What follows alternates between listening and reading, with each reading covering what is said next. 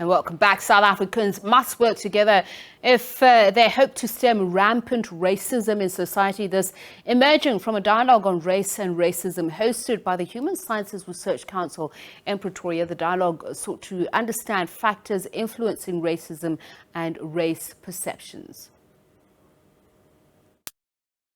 Young people, most born after the advent of democracy, have not been immune from racist behavior.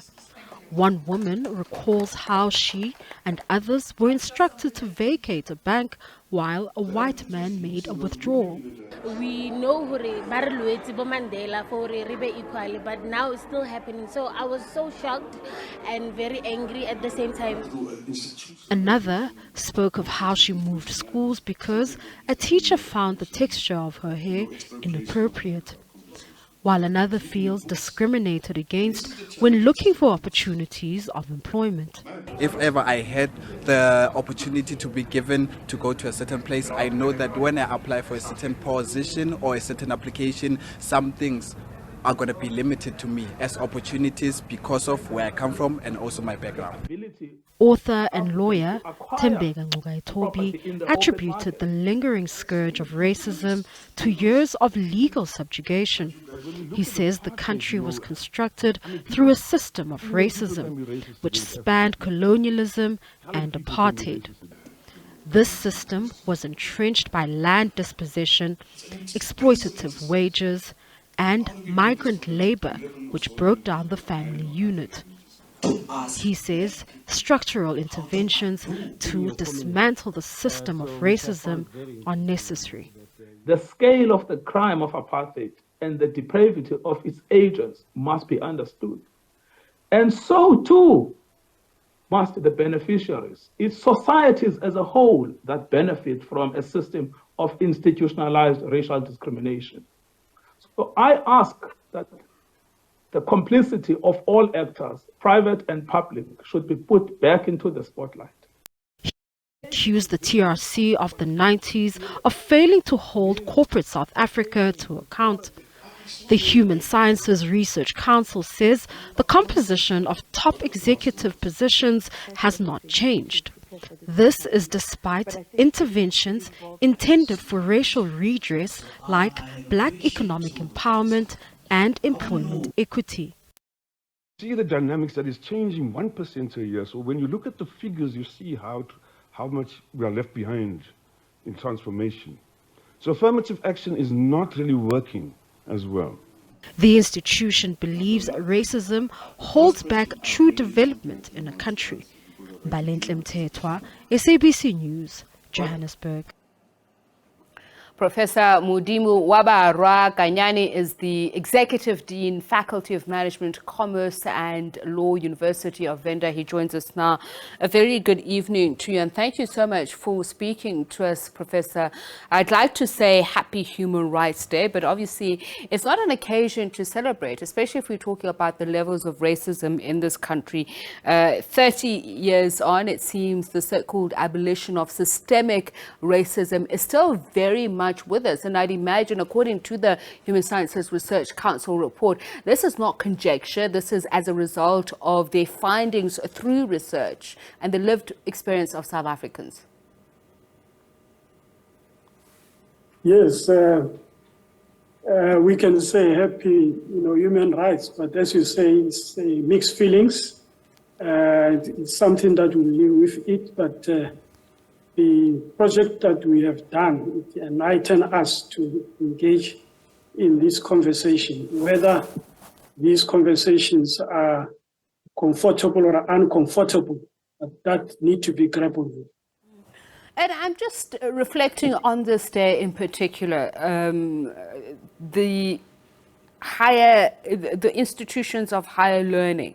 Education was very much one of the stepping stones that brought us closer to democracy, because it really strengthened the fight, the outrage. But these are scenes that we see they keep playing themselves over and over again at the beginning of the year in modern-day democratic South Africa. So there are those who say, even though there is a constitution, nothing really much has changed in terms of the laws that inculcated and, in fact, entrenched systemic racism. I'd like to hear your thoughts about it.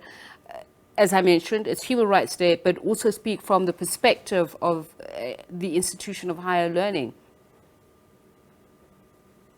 Yeah, the entire landscape of the higher education is, of course, not an exception of the exposures of race and racism, but also acknowledging the rule of law that governs the entire education sector. So we will obviously, when we are faced with these challenges, it is basically the point that these laws are there to provide the control and at the same time to make sure that the prevalence of this race and racism does not exist.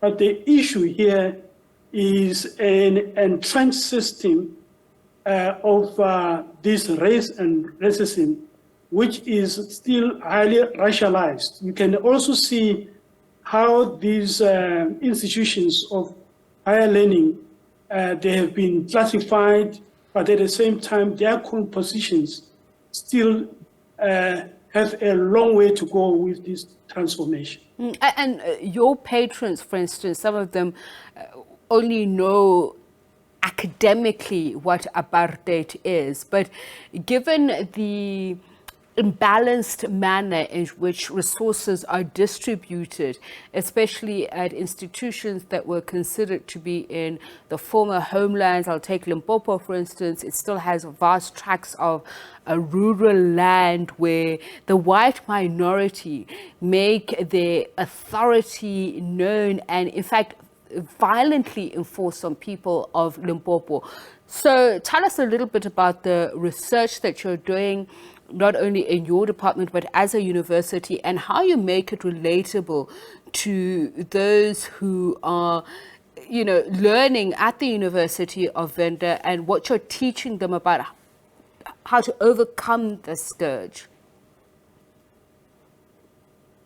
Yeah, basically, I think where we are is a matter of recognizing the consequences of the apartheid project. In this study that we have just conducted, we are talking about the manifestation of racism in the post-apartheid South Africa. And as you can able to see, this is also punctuated by the fact that this race and racism followed us even in a democratic environment. And in the education landscape, particularly as you can able to see that there were so-called, I put it as so-called historically advantaged institutions and historically disadvantaged institutions. That legacy of the past is still defining us even today. And you have made reference of the universities in Limpopo. Of course, the mainstream universities, you'll talk about University of Limpopo and University of Venda. Those are still within that defined legacy of the historically disadvantaged institutions. But we cannot, by now, as you have pointed, that we are in 30 years of democracy, still laboring on the disadvantagedness of this institution, because they also have a cut. So what we are bringing into the classroom and also in the whole education sector is basically the reimagining the curriculum and making sure that this curriculum that we are grappling with is a transformed curriculum, is a decolonized curriculum is a curriculum that touch base with the African identity. We cannot of today still talking about English and Afrikaans when we have 9 official languages. And that's why we, in this dialogue that we have held, the young people, the students particularly, are raising these issues because they have a tendency of putting advantage against those who are English and Afrikaans are not the first languages. Right. Prof, so before we these go, are issues that we are grappling with. Before we go, I want to find out from you how you are encouraging, not only as an institution, but also how do we do it as a country, ensuring that the leadership of institutions that will tackle some of these problems. I was speaking to the leader of the PAC who was decrying the lack of progress in land and property rights, including reparations. Now, we can't just talk about racism. We need to talk about discrimination beyond the lens of color, because we've seen the class wars that are continuing, the fact that corruption continues unabated, the control the egalitarian sector has over a better life, over those who suffer the most as a result of their actions. So what are you doing as a university, and what can we do as a country to make sure that there's a better and greater representativity, not only of the youth, but gender parity as well? Yes, these issues of the gender parities is also what we have researched, but also as institutions, like I'm in the, I can say, middle level leadership, is to guard against the equities in terms of representation. So that is exactly what we are doing to jealously make sure that these kind of inequities are resolved. But we also acknowledge that it's a long way to go, because like the University of Venda, or by its origin, you can able to see that to attract even the skills into these universities where they are, it is a struggle, but we are imposing ourselves as leaders to make sure that even in our interviews, the candidates that comes, they meet the requirement of this equity so that we meet the equity target.